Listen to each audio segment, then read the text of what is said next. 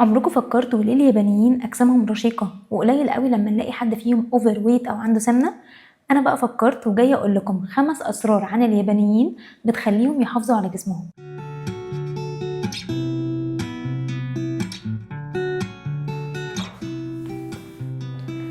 ويلكم تو توكس ويز اسراء. انا عملت الماتشا بتاعتي وانتوا كمان اعملوا حاجه سخنه ويلا نتكلم شويه. معدل السمنه في اليابان حوالي 4%، وعشان تبقوا فاهمين الارقام بس، معدل السمنه عندنا في مصر في سنه 2022 كان 43%، اللي هو اكيد اكتر من كده بكتير بعد القشطوطه والبطوطه والحاجات الحلوه دي. طيب ايه بقى الحاجات اللي بيعملوها اليابانيين عشان يقدروا ان هم يحافظوا على جسمهم؟ اول حاجه بيطبقوا الهارا هاشيبو، ودي هي انهم بياكلوا لحد شبع 80%. القاعده اللي انا دايما بكلمكم عنها في فيديوهاتي، احنا بناكل لحد شبع مريح، مش بناكل لحد امتلاء مزعج للمعده. انا ممكن اكل اي حاجه نفسي فيها طالما باكلها باعتدال وبسمع لجسمي، وطول ما انا مطمن جسمي وبقدر ان انا اكل من كل الحاجات اللي انا بحبها، ما بيكونش فيه اكل مميز باكل منه كتير جدا اكتر من احتياجي الجسدي، بسبب ان انا مثلا بكره هبدا دايت فمش هينفع اكل منه. زي مثلا فكره ان انا اقعد اقول لنفسي انا ما ينفعش اكل نوتيلا او ما ينفعش اكل شوكولاته لان انا بكره هبدا دايت، فاللي بيحصل ايه في اليوم اللي قبل الدايت ده؟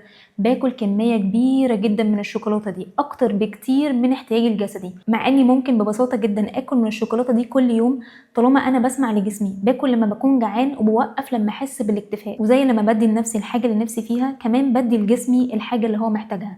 يعني بزود شويه خضار وشويه فاكهه مع الاكل يزودوا القيمه الغذائيه ويخلوا شكل الطبق كده ملون وجميل. ولو انت فعلا متصل مع جسمك وبتسمع له، هتلاقي الحاجات اللي نفسك بتروح عليها تتغير مع الوقت. يعني انا من كام يوم استغربت جدا ان انا اخترت ان اكل تمرايه وعليها زبده مكسرات على اني اكل شوكولاته. ده مش العادي بتاعي خالص، انا دايما بروح للشوكولاته، لكن في اليوم ده اخترت ان انا اكل التمرايه، ومش عشان هي مثلا الاختيار الصحي الاكتر، لا ده عشان انا نفسي راحت عليها. وده بيودينا للنقطه الثانيه، وهي ان اليابانيين بياكلوا اكل مليان بالعناصر الغذائيه المفيده لجسمهم. معظم اكلهم بيكون معمول في البيت، فيه خضار كتير، رز، سمك ولحوم، ولان اكلهم بيكون فيه اسماك كتير ده بيخليه فيه كميه محترمه من الاوميجا 3. كمان دايما اكلهم بيكون فيه نوع من انواع الفيرمنتد فودز اللي هي الاكل المتخمر، زي مثلا الميسو اللي هو الفول الصويا المتخمر. الاكل المتخمر ده كويس جدا لان بيكون فيه بكتيريا نافعه للامعاء. انا بالنسبه لي مثلا الكرنب المتخمر دايما موجود في الاكل بتاعي، زي الكيمشي والزاوكراوت. بالمناسبه الكرنب المتخمر مختلف تماما عن الكرنب المخلل، لان الكرنب المخلل بنحط عليه خل،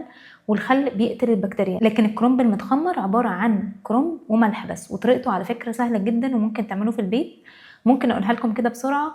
لكل كيلو من الكرنب بنحط معاه معلقه من الملح، وبنسيبهم 3 ايام في برطمان بره التلاجة لحد ما يتخمروا. بعد كده بقدر ان انا استخدمهم، بس بشيلهم طبعا في التلاجة طول بقى المده اللي انا بستخدمهم فيها. كنت شفت فيديو لبنت يابانيه بتتكلم فيه عن انهم في المدارس بيعلموهم عن الاكل المغذي وازاي يكونوا وجبه متوازنه ومفيده لجسمهم. ده حتى كمان بيدوهم كوكينج كلاسز في المدرسه، حاجه كده زي التدبير المنزلي عندنا في مصر. اتمنى ان احنا كمان نعمل كده ونعلم ولادنا من هم صغيرين ازاي ياكلوا من كل الاكل بتوازن بدون ما نخوفهم من اكلات معينه، علشان ما يبقاش عندهم شراهه عليها. تالت حاجه، بياكلوا بطريقه مايندفول، ما بيكونوش مشتتين ولا متسربعين. بالنسبه لهم الاكل ده عباره عن طقس، ممكن حتى كمان الوجبه تاخد اكتر من ساعه علشان يخلصوها. وانا دايما بكلمكم عن المايندفول ايتنج في الفيديوهات بتاعتي، وبقول لكم ان انتوا لازم تكونوا حاضرين مع الوجبه، قادرين تحسوا بكل النكهات، وبين كل قطمه والتانيه بتتاكدوا ان انتوا ما عدتوش حدود جسمكم وان انتوا لسه ما وصلتوش للشبع المريح.